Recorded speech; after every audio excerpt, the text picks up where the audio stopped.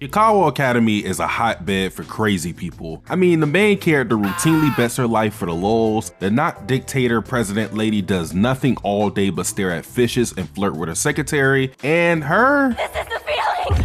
I'm alive! We ain't even gonna talk about her. In a school riddled with rich kids, rich lesbians, and students who need to be in an asylum, the ones who stand out are not characters like Yumeko or Kirari, it's characters like Suzui. Characters that are relatively normal by our standards of insanity in this school full of weirdos. But today, I will not be talking about Suzui. Today, I will be talking about a character that is often forgotten, overlooked, or not cared for within the fandom, despite her brilliant role in the bigger theme of the story. Yep, that's right, I'm talking about Nanami. No, the one that's actually still breathing.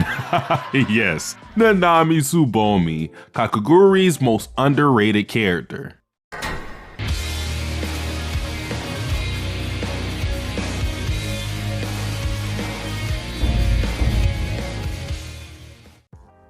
So, just who is Subomi? Hikawa Academy student, second year Camilla class, height challenge, petite build, green eyes, and short brown hair decorated with a pink bead. Unlike most Hikawa students, Subomi, like Mary Saltame, does not come from affluence. Probably seeking to acquire wealth through their daughter, Subomi's parents recommended that she attend Hikawa Academy after 9th grade, which she did. However, a fairy tale story was not awaiting Subomi as she became a house pet sometime after enrolling. To make matters worse, Subomi ended up in the same class as the biggest scumbag in Hikawa Academy, Jun Kiwatari. Yeah, the same guy that beat up and robbed Suzui and attempted to sexually assault Yumeko. His parents must be proud, I'm sure. Living up to his trash reputation, Kiwatari decides to gang up on Subomi with his scumbag buddies and cut her hair.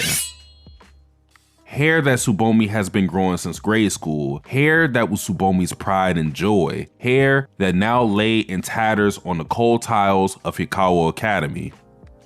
Now, I know this story may sound dramatic, but coming from someone with dreads that's been growing them for about 7 years at this point, I can't stress enough the devastation that this would cause someone. And this is coming from a 26-year-old male. Damn!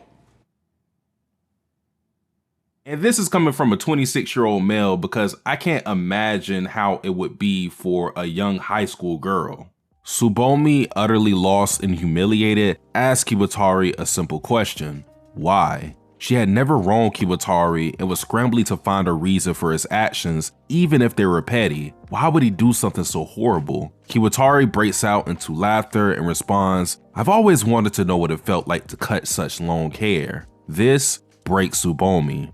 Had Kiwatari not liked her for whatever reason, or had he wanted revenge for something she did, Subomi could have understood. But his transgressions against her were derived from pure curiosity. Even worse, Kiwatari treating Subomi in that manner, like a mere object of his interest, showed alarming apathy that told a bigger story. No longer was Subomi viewed as human.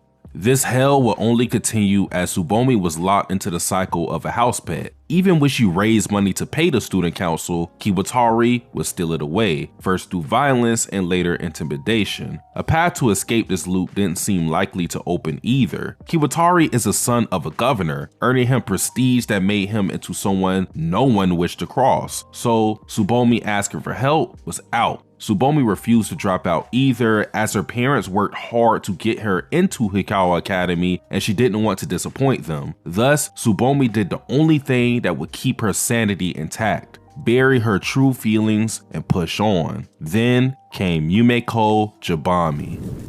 卒業するまで耐えきればいいと自分を正当化しているのではありませんか？その考えは間違っています。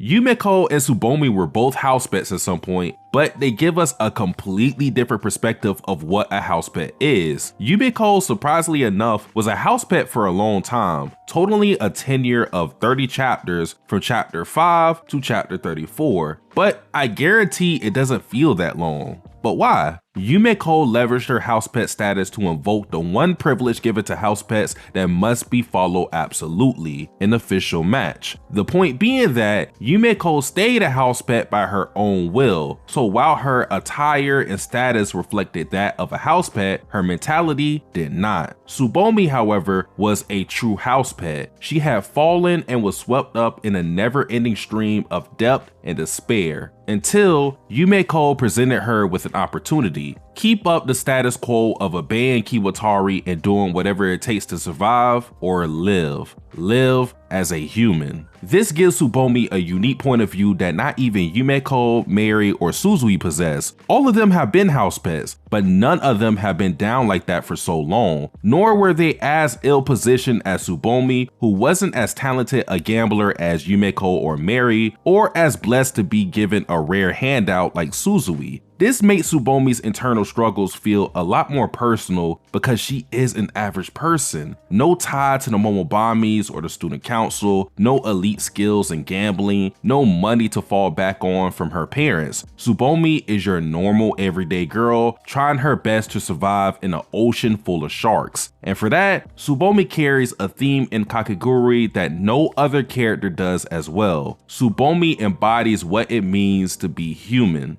I want to ask you guys a question that I actually want you to pause the video for and answer in the comment section. The question is, if you could pick one characteristic, just one characteristic that separates animals from humans, what would that characteristic be in a figurative sense? There is no right or wrong answer, but I'm interested in what you guys say nonetheless. For me, I thought about this question and I came up with a couple of different things initially. Intelligence, defiance, a capacity for vengeance, these are some of the attributes that popped up in my head. But eventually a light bulb went off and then I settled on one characteristic that I felt was the real separator between humans and animals, and that characteristic is courage. Courage and fearlessness are sometimes used interchangeably, but the nuance of these definitions reveal a fundamental difference between characters like Yumeko and Subomi. Fearlessness is exactly how it sounds, the absence of fear. Courage, on the other hand, is to feel fear and to overcome it, and therein lies the divide between a human and an animal. Most animals, regardless of intelligence, will avoid a situation in which they are disadvantaged or are fearful of. Humans, however, time and time again, work in spite of the odds, overcome fear, and some even embrace it. And when you think about it further, that is the essence of gambling in a way. Having a goal to risk something you are afraid to lose, like money, your house, your life, in an attempt to win. Sometimes courage is awe-inspiring. Sometimes courage is downright foolish. But it is courage that separates humans from animals. Or in the case of Kakegurui, it is what separates humans from house pets. You see, although Yumeko and Subomi were both house pets, fearlessness is what made Yumeko immune to the mindset of a house pet. But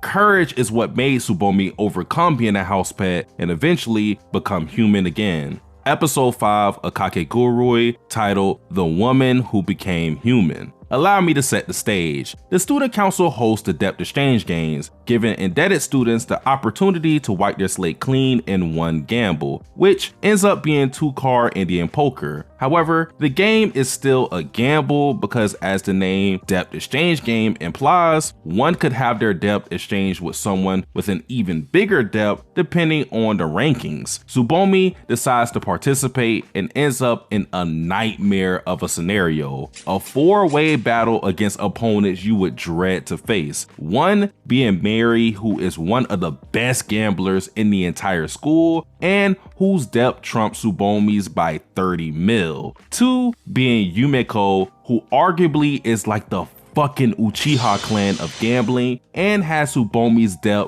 15-fold. This is especially bad because if Subomi doesn't win, she may have to swap debt with either Mary or Yumeko and end up worse off than when she started. The nail in her proverbial coffin, though, was the 4th participant in the gamble, everyone's favorite ugly boy, Kiwatari. Oh, brother, this guy stinks! Any hope Subomi may have had of clearing her debt was crushed the minute this roster was constructed. Even if she somehow got the luck of God and beat Mary and Yumeko, Kiwatari was not going to allow her to win. And things certainly looked that way, as Kiwatari wasted no time in using Subomi as a pawn by forcing her to cheat for him. And with Yumeko and Mary working as a team, Subomi being saddled with one of their debts appeared to be a foregone conclusion. However, something crazy happened. The pot was as big as it's ever been, ensuring that the winner of this round would have an easy path to win the whole game. In Subomi's possession are 2 nines, a near guaranteed win in hand. Kiwatari is fully aware of what is in Subomi's hand and how much her winning would shift the tide in her favor and consequently pull it away from himself. So he desperately barks a command to Subomi: fold. Folding here in this moment, with victory within reach, would mean to give up. Subomi started this game to be free of her debt, but as things are playing out, she would end up being in more debt, that is, if she folds. Subomi has a chance to alter her fate, but is hesitant to act on it due to the physical and psychological abuse she suffered at the hands of Kiwatari, and is seconds away from folding. Yumeko, seeing Subomi's resignation of defeat, chimes in and says, and I quote, "But to see the chance to change things in front of you and ignore it, that is no different from a pig choosing to stay within its pen while the door is open. Is that not just proving yourself to be nothing but a house pet?" Yumeko then goes on to say, if that's how Subomi wants to live, she might as well fold as to not make Kiwatari angrier, and sticks a knife in the wound by calling her an eternal house pet. And this is the moment where Subomi breaks, or better stated, the husk that parades as Subomi breaks and she becomes human again. After having enough of Yumeko's taunts, for the first time, Subomi raises her voice and every emotion she's buried deep in the well of her heart dredges up to the surface. The anger at Yumeko for making fun of her, the sorrow she feels because of the unfortunate life she's led, and the most prominent emotion Subomi feels is the urge for vengeance. For Subomi, this gamble isn't about winning or losing anymore. It's about spiting the man who has caused her so much grief. And that type of reckless abandonment, or you could even say courage, is the essence of what it means to be a human being. Subomi then picks up her chip, yells from the core of her being, and bets on herself, in one of the most beautiful scenes in Kakegurui.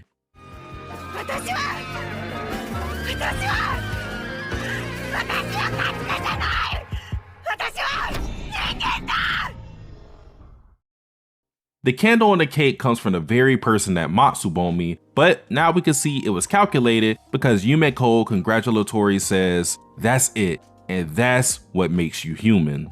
After a scene like that, you'd expect that Subomi would receive this Disney ending, with the arc concluding in her win, her ripping her house pet necklace and putting her nuts on Kiwatari's head while slam dunking over him, but that didn't happen. Subomi lost to Mary, ending the match in second place, which means she was still a house pet and the depth she walked in with would remain exactly the same. However, the person she entered the gamble as was not the same person she left as, and even though Subomi ultimately lost that gamble, she gained her humanity back, which was more valuable than any poker chip. But the story doesn't end there. This section will cover manga material, so if you haven't read up to at least chapter 82 or volume 14 of Kakegurui, I would caution you against watching this video further, as spoilers will be up ahead. Again, if you're anime only, you have been warned.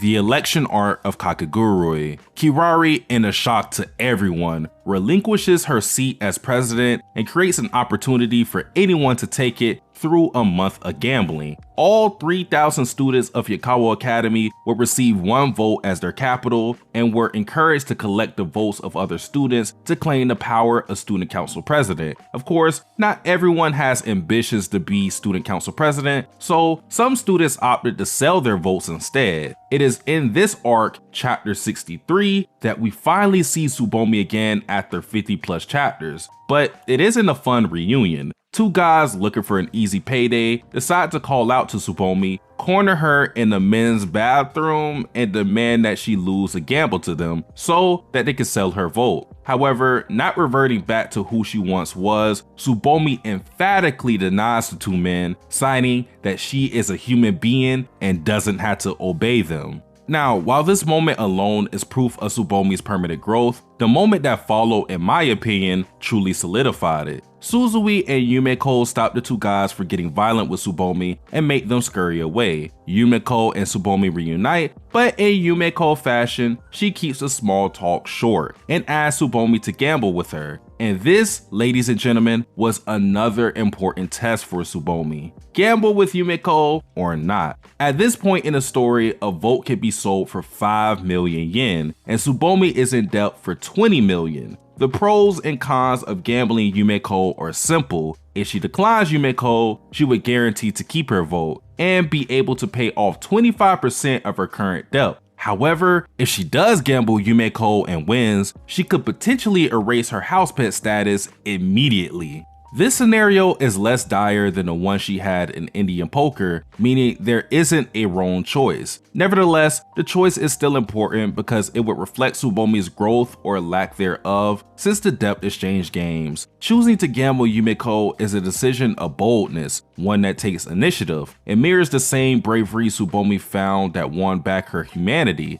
But choosing to sell the vote is a decision of complacency, one of cowardice. It mirrors the same passiveness Subomi had as a house pet. Subomi though does neither and decides to hold her vote. So what does it say about Subomi? It shows Subomi doesn't have absolute confidence in herself at this juncture, but she's trending in the right direction. Holding her vote means that she is now willing to look at her options and decide for herself, whereas previously, she'd take whatever path given to her that would cause the least resistance. Thus, the gamble between Yumeko and Subomi is postponed, that is, until volume 14. Fasciation Hall, a gamble between Yumeko, Suzui, Terano, Yumi, and 4 other house pets that include Subomi. The rules of this gamble are actually integral, so allow me to read the rules. The gamble is set in an oddly constructed building that resembles 2 flowers and has 12 rooms in total. The gamble can be divided into 3 stages. Stage 1, Flower Choice. Players would choose one of the rooms to go inside and multiple players can pick the same room. Stage 2, Flower Score. Each room is randomly assigned a number from 1 to 12 and that number becomes the player's score, which shows on their smartwatch. Stage 3, Flower Fight. All players will gather back together and then will be able to challenge other players and fight with their scores. The higher score wins, of course. All of these stages consist of 1 turn and these turns will be repeated until there's 1 player left or all players agree to end the game. There is one catch, however. One stage exists that is stage 2.5, Flower Donation. Before stage 3, players can offer their points to another player, which will result in the donating player's score to drop to 0, while the receiver adds to their own score. Players who donate or receive points cannot initiate a fight, and if multiple players donate to one person, only the donor with the higher score counts. The others are invalid. Lastly, donations are not publicly revealed. Now that we got the boring part of the way, let's continue. Even though this gamble is technically a free-for-all, Yumeko ends up forming a team with Suzui and Subomi to combat Terano, who is working with her sister Yumi, and secretly forms an alliance with the remaining house pets. From the rules of the gamble though, house pets are not allowed to win this gamble, but instead play the role of NPC tasked with the duty of taking down the other players. This is important because it means even though 1,000 votes are on the line in this gamble, the house pets, but most importantly Subomi, does not benefit in winning, which is partially why she decides to team up with Yumeko, or so it seems. As it would turn out, Subomi and the rest of the house pets are on a mission straight from the student council, take out either Yumeko or Terano. Failure is not an option, as Subomi would be forced to follow a life schedule, which is a plan that literally maps out one's life from what job they'll have, who they'll marry, how many kids they'll have, and when they'll have them too.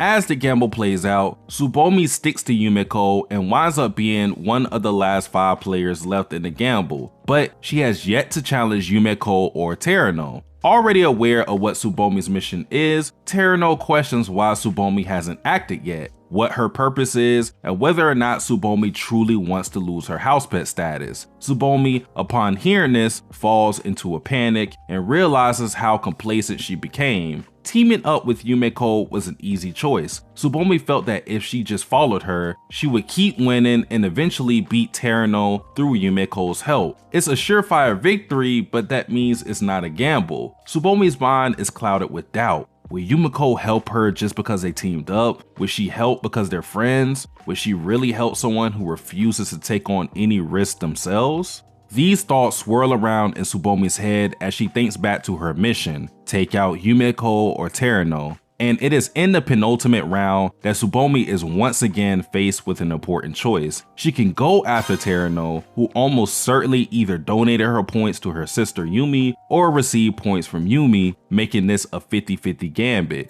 Yumeko, however, has shown her score to Subomi, which is higher than her own, but everything changes when Yumeko announces her plan. This round, she is to donate her points to Suzui in an attempt to counter Terano, who knows that they're working together. For Subomi, this means that if Yumeko follows through with her plan, her score will be 0 and she will be an easy target. The vulnerability of Yumeko is tempting right now, but Subomi ends up dismissing this thought, remarking how much she owes Yumeko. In spite of this, Subomi can't completely shape what choice is the right one to make as time wanes. Thus, the pressure builds.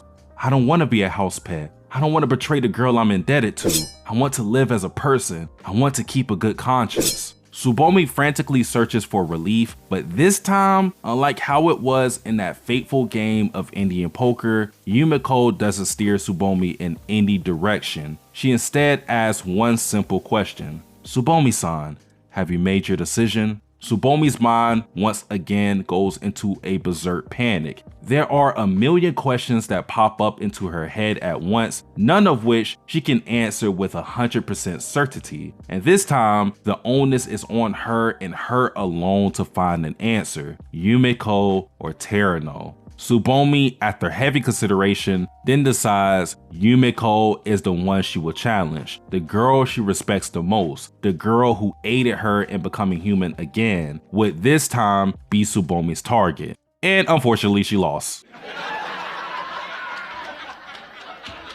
But in typical Subomi fashion, it is through her losses that she ends up gaining because what she learns is all the more valuable. Utterly defeated, Subomi thinks that her failure meant that she should have known her place as a house pet, but Yumeko reassures her the doubt and uncertainty that she felt is what makes a gamble fun. Even though it didn't work out for Subomi, tomorrow she could be victorious over her. Then Yumeko heaps the greatest praise she can give to someone and calls Subomi a full-fledged gambler. This drives Subomi to tears. She hadn't heard praise like that in a very long time being a house pet. It showed the mutual respect that exists between the two, and it proved that Subomi was once again human. Yumeko's praise also reminded her the hardest part of being a house pet wasn't being in debt or having a life schedule lorded over her. In this hellhole of a school that took away her pride and joy, beat her down physically, mentally, and tested her time and time again, what Subomi really wanted all this time was confidence in herself, which you could say is the essence of humanity.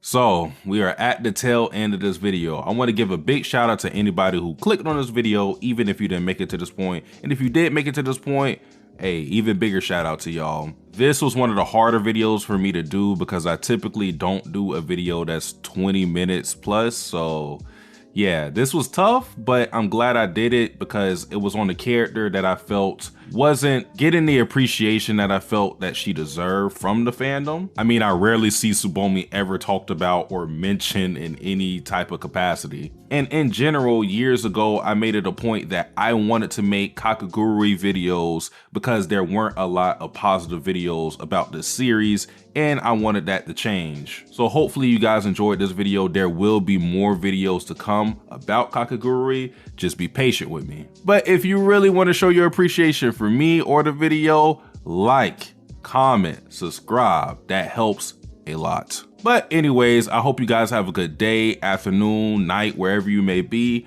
I am Satsuki the Savage, and I am out.